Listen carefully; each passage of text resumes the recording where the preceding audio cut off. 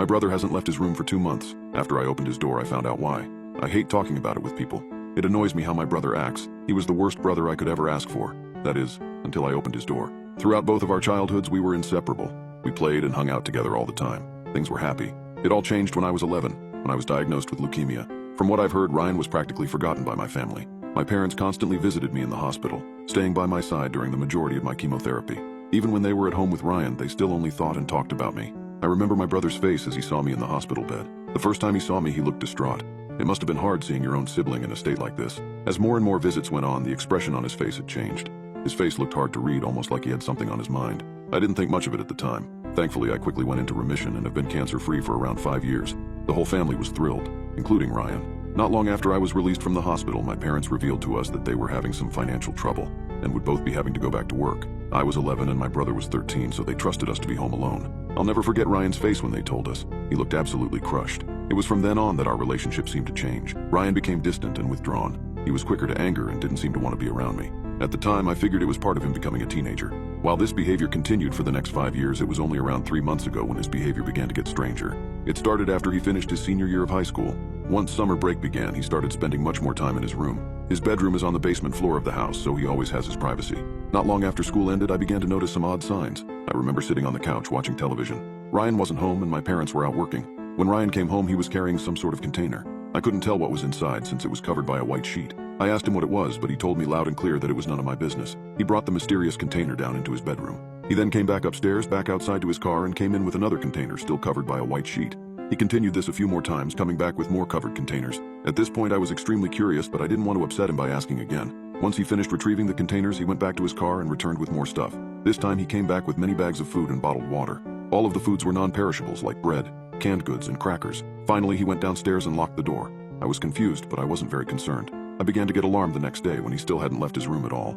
I knocked on his door, hearing him shout for me to go away. I tried pulling it open, but it wouldn't budge. He must have did something to lock it from the inside. Eventually, my parents got concerned too. They tried to open the door, but Ryan convinced them not to care. He told them that he was an adult and that he had food and water to sustain himself. They gave in, not wanting to argue after a long day of work. I, however, refused to give up. Every day I tried to convince him to get out, but he always yelled at me to go away. Finally, about a month later, I gave up.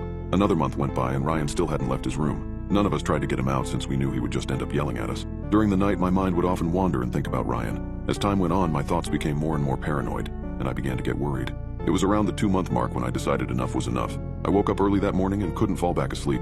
My parents were working and it was just me and Ryan at home. I silently crept down the stairs and walked towards the door to Ryan's room. I knocked gently. Silence. I knocked harder but still got no response. I tried calling his name but was still met with silence. I continued to knock, eventually banging at the door. I was getting really scared. I put my ear to the door and noticed something. I heard a noise that sounded like a muffled buzzing. I finally got to a point where I decided I had to force my way in somehow. I went in the garage, retrieved a baseball bat, and headed back to Ryan's door. I struck the door.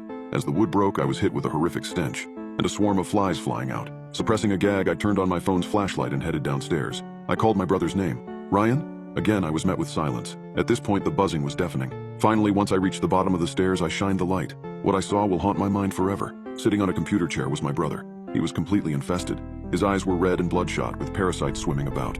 He was unclothed, covered in deep, bleeding open wounds filled with squirming maggots. Worms and larvae crawled throughout his body and underneath his skin. Flies swarmed the room and landed all over his body. His light brown hair had grown long and messy, covered with insects. On a desk near his bed were the containers I had seen. They had contained the insects he had brought down here. He had been living off of the food, ensuring that he survived.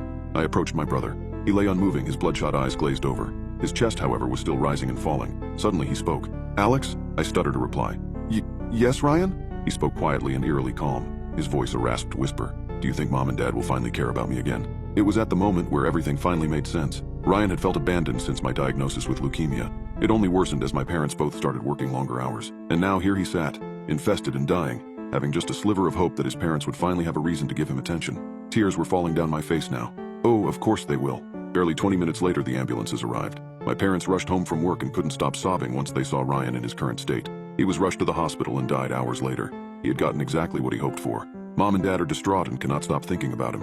At first I felt guilty. If it wasn't for my leukemia, he never would have felt neglected. But then, I felt anger. He didn't have to destroy his own body. All he wanted was his parents' attention, and now he isn't even alive to see it.